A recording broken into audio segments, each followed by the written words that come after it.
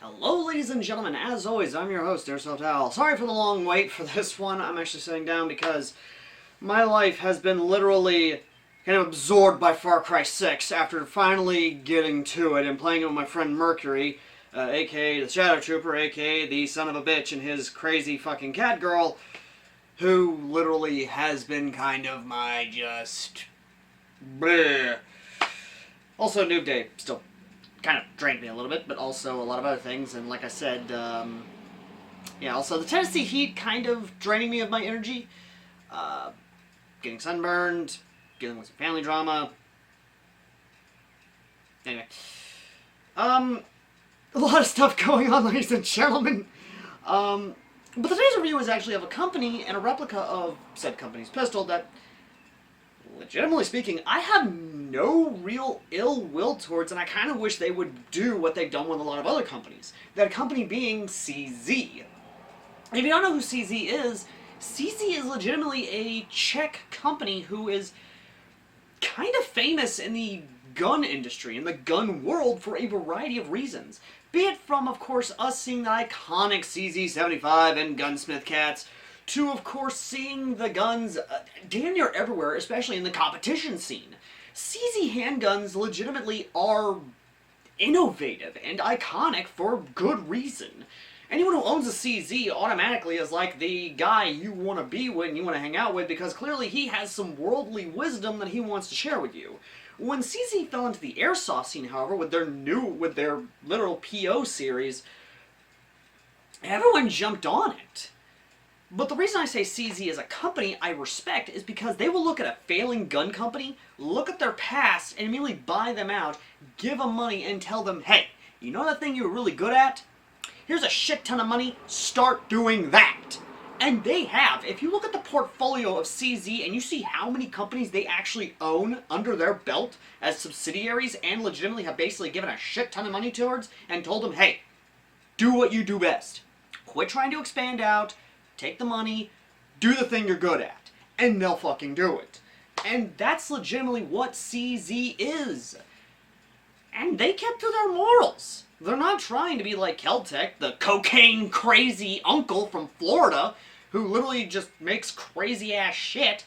They're not like Remington, who, of course, is still stuck in some of their old ways, but is, you know, kind of still relevant. They're not like Remington, Henry, or all the other gun companies. No, CZ just... CZ is CZ! That's all we can say about the company.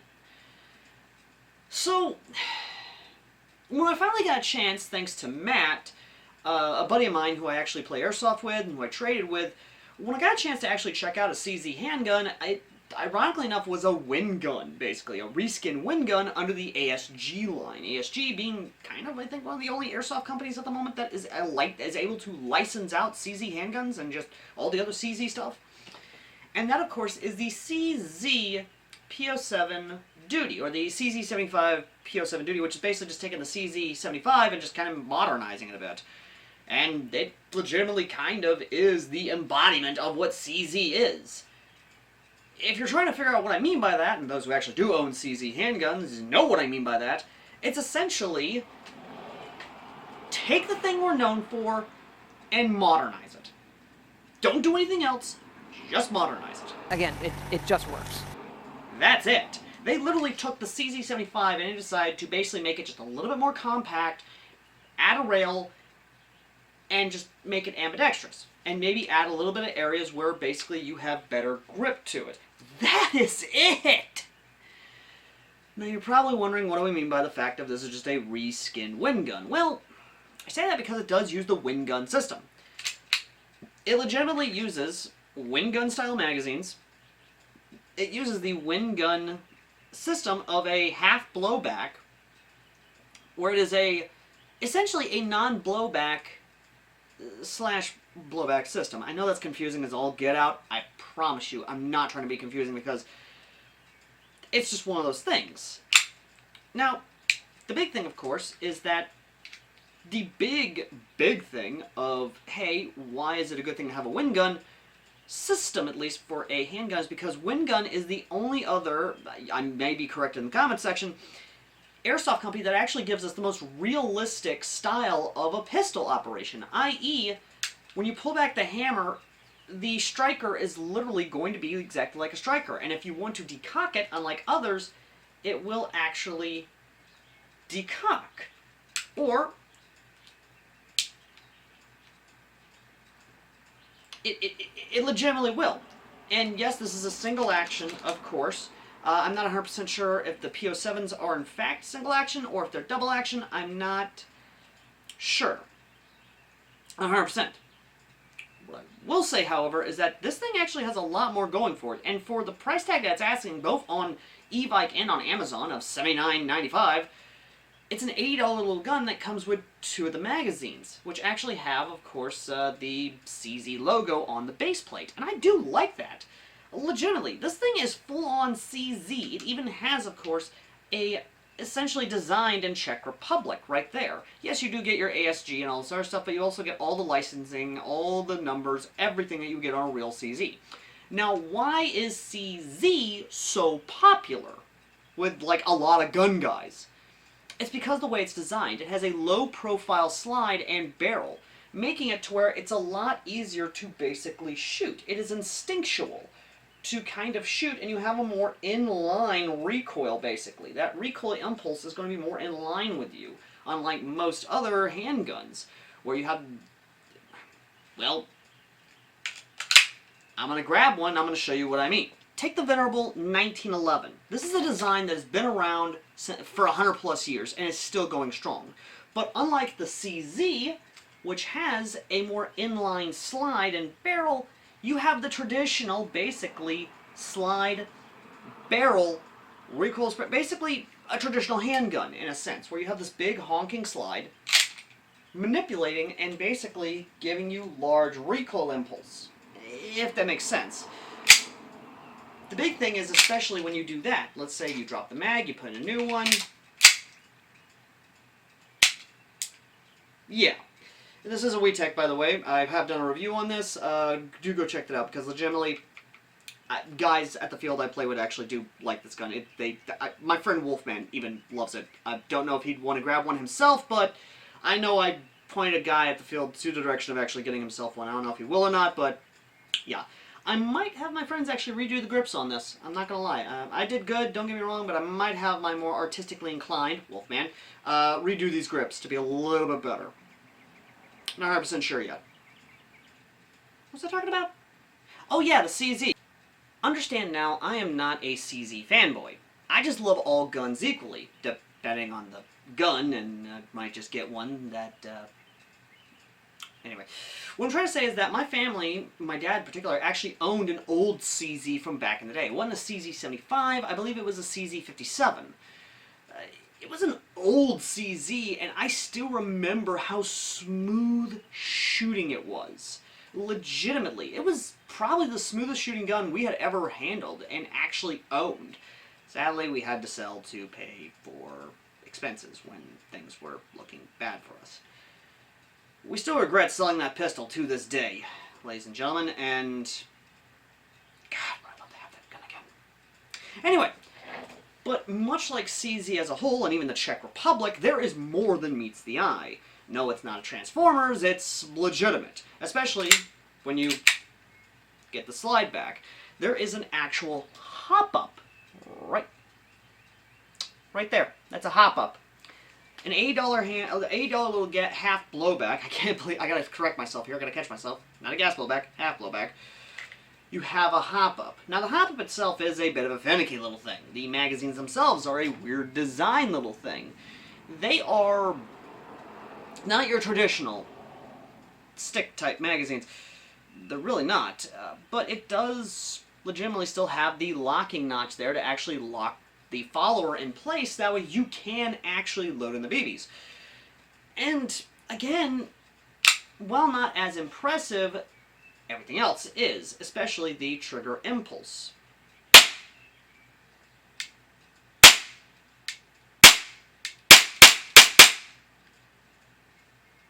See what I mean? It's really that good.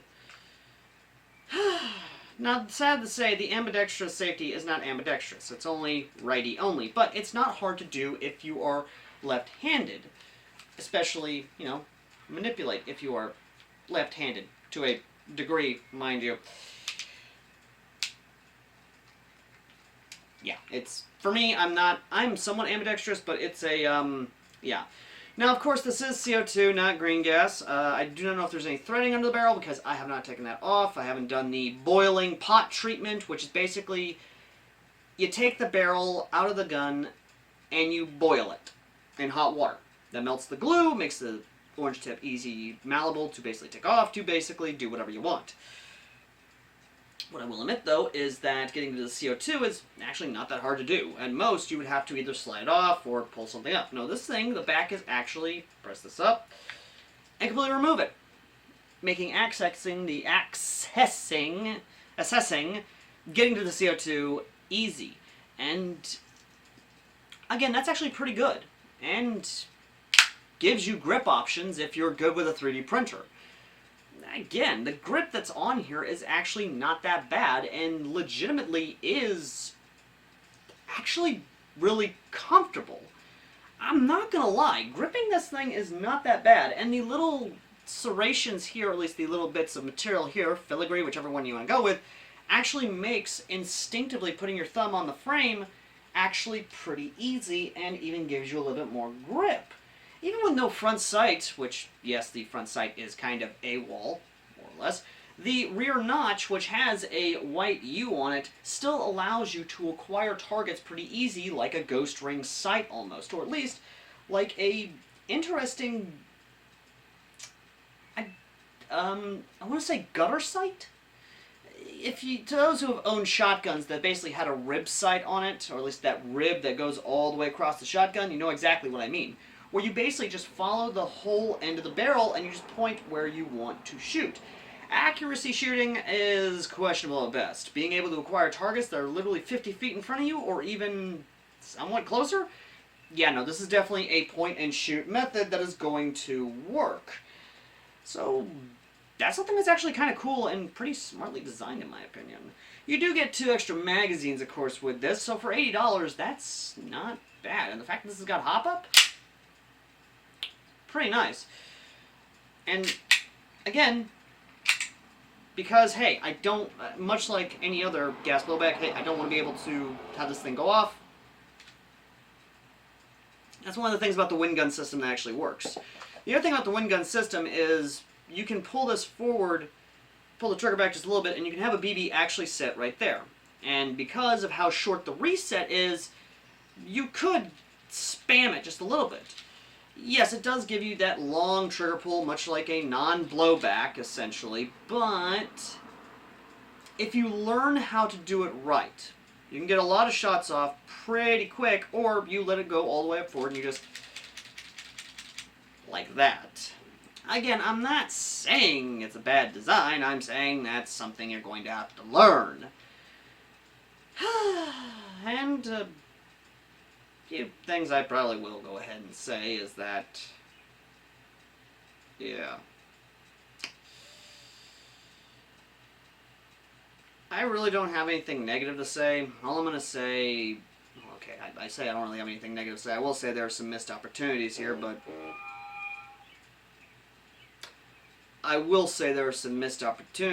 but we will save that for after the gameplay footage from Sector 9 Airsoft. Ready! I think that was sane. Go, go, go.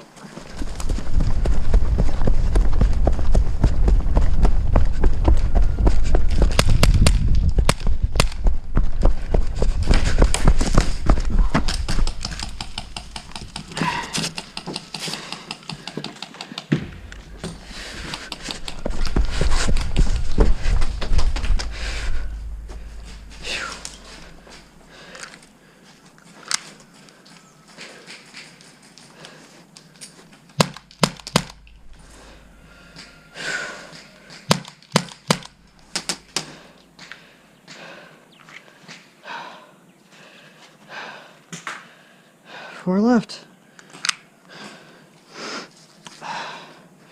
Gotta make them count.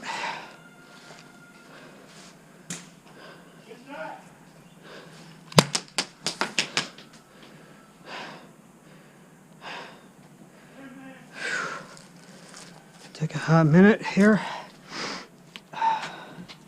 This mask, I swear to God. They're on the corner right here of Lon John's. Got one watching that right there.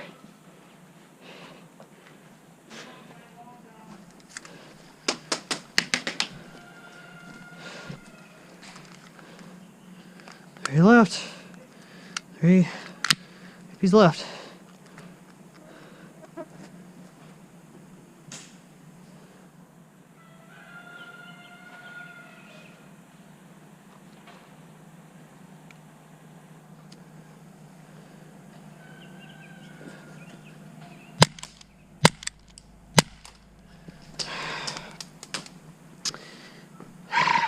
Well, that's a thing. Okay, so the reason I only got that short amount is because the spare magazine for it was buried under some things. I couldn't find it in time, so I was only rocking one magazine, sadly, so yeah. Now, what I mean by design flaws, or at least some things that I wish they could have kept. One thing I wish they wouldn't do is just have a molded faux ambidextrous sight. I legitimately wish there was, of course, an ambidextrous safety on this bad boy. It is what it is, though. The other thing is, in terms of comfortability, if you have sensitive hands or at least sensitive skin, the material and everything they have on here, which feels like ramen, basically, and you know what I mean, it definitely does feel like broken ramen, especially the design they went with, which, yeah. I will admit that it's definitely not for everyone. Even the rear and front here definitely does dig into your hands a little bit if you're not wearing gloves. So yeah, it will dig into you if you are not used to that sort of thing. The other aspect about the pistol, I will admit, I do kind of like, or at least dislike as a whole, just, it's not a lot. I love the design of it. I dig just this aerodynamic design. I love the low profile slide. I love the low profile barrel. I love everything about CZ that is CZ. And believe me when I say, I want to own a CZ75 just because of the fact of, well, Gunsmith Cats #1, and I'm a total fucking old taku. I'm not a weeb, I'm old taku. I grew up with 80s and 90s anime, so I came from the era of the OVAs, of VHS anime, of DVD releases that only had maybe 3 to 4 episodes in anime per volume of DVDs, where box sets were expensive. I'm from that era. Yes. But, in all honesty, if you love CZ and you actually can look past the wind gun system, you can look past everything else about it, legitimately speaking, this is for you. If you don't like CZ and you believe that, hey, this would be a nice little thing as like a loaner, then yeah, no, this thing is built on the wind gun system. It is not going to break all that much. It is durable. It's going to work. The polymer frame is good, minus, of course, any sort of options for customization of the frame itself, unless, of course, you're really good at that sort of thing. Painting, of course, is what I mean, you know, being able to disassemble it. Disassembly, of course, is a thing that you will not be able to do with this. You're not going to be able to pull this off and everything unless, of course, you start taking apart things and you actually start unscrewing and doing a lot of other... yeah. I will admit that it's an interesting little handgun, but the biggest misstep is the hop-up. Understand now, I am rocking .28s in all my guns. Why am I doing .28s? Because those are the ones I actually like and can afford and have actually had great anything with, exactly. So, understand when I say this now. .28s out of this are kind of a wild card, to say the least. You will get flyers, you will get straight into the grounders, you will basically get a lot of aspects of the hop-up that is not going to work with you. So definitely, if you're going to use this, definitely find the right weight of BBs that's going to work for you. And I mean that, because this is using CO2, not green gas, so I have seen a lot of differences between CO2 guns and green gas guns when it came to basically BB velocity, or at least how much power is going behind a BB. And again, it's a interesting aspect, to say the least, to kind of see that, especially with the hop-up. And the recoil impulse, I know many of you are going to ask, is about the same as a, well, less than a 22 LR, full power 22 LR. It's not that much. What I will admit, though, is that, again, it's not that bad. And that's where it kind of confuses me a little bit. I don't want to say it's a bad design. It's really not. It's based off of CZ. I don't want to say it's a bad price gun. It's not. It's $80. And you do get a lot of shots per CO2 cartridge. And I do mean a lot of shots per magazine, because the CO2 that's been in here has been in here for, Jesus, months now. And I'm not joking on that. This CO2 cartridge has been here for months, and yeah, that's how efficient it is, folks. That's how efficient it is. So, yeah. In terms of, really, should you get this? If you love CZ, sure. If you like wind gun, sure. If you don't like either, then it's probably going to be a hard sell for you. But if you are looking for something to add to your collection that is a CZ, but is not extremely expensive, or asking a CZ price tag, the P07 Duty is definitely for you. But if you're looking for a score, which I know many of you are, this is no more, no less than a 8 out of 10. It's a good buy at $80. The hop-up issue is definitely a big thing for many, and it's going to be a big turnoff. The magazine's definitely going to be a big turnoff for some, because they... yeah. CO2, definitely another turnoff, but again, there's a lot of things on this that people are going to look at and be like, yeah, no, that's not for me. Completely understandable, even. Anyway, thank you all so very much for watching. As always, I've been AirsoftAL, and I know this has been a bit of a weird one. I was going to do this back last month, but Noob Day came up and everything else, and I was really tired, and a lot of stuff came up, and I wasn't able to do a lot of things, so yeah. But next time, ladies and gentlemen, we'll be taking a look at the second pistol that was going to be, of course, of Pistols Month. And that is going to be a actual wind gun. And it's going to be a Slovakian pistol. A race gun, even. So, yeah.